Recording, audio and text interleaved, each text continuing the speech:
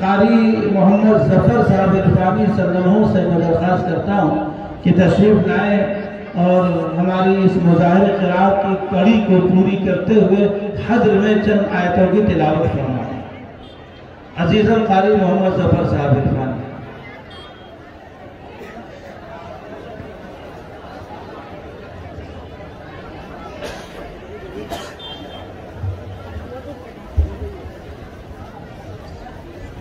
अस्सलामु अलैकुम व रहमतुल्लाहि व बरकातुहू। अऊज़ु बिल्लाहि मिनश शैतानिर रजीम। बिस्मिल्लाहिर रहमानिर रहीम।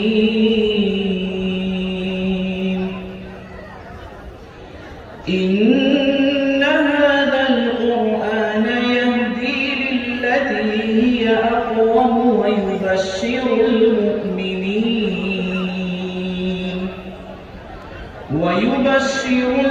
मुमिनीन الذين يعملون الصالحات أن لهم أجرا كبيرا وأن الذين لا يؤمنون بالآخرة أعتدنا لهم عذابا أليما.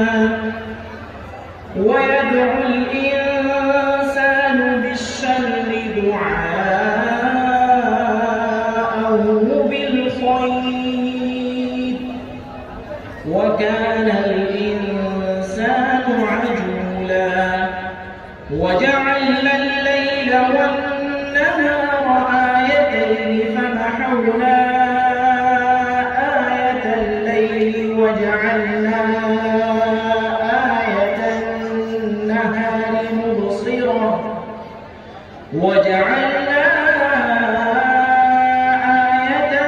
النهار مبصرة لتبتغوا فضلا من ربكم ولتعلموا عدد السنين والحساب وكل شيء فصلناه تفصيلا. وكل إنسان ألزمناه طائره في عنقه ونخرج له يوم القيامة كتابا يلقاه منشورا. اقرأ كتابك كفى بنفسك اليوم عليك حسيبا.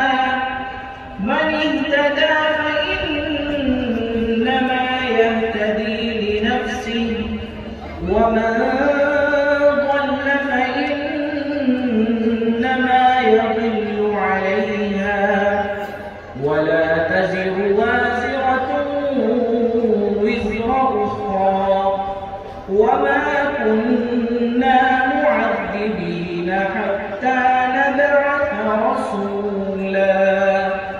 صدق الله العظيم.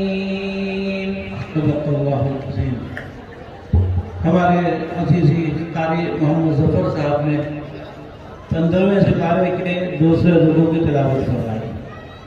तफसीर का मौका नहीं है, मैंने इतनी शानदार आयात की तिलावत की है और ऐसे शानदार अंदाज में कुरान पाक पढ़ा है, इसकी तफसील आपसे करता मैं बैठ करके, लेकिन हमारे पास वक्त की किल्लत और हमारे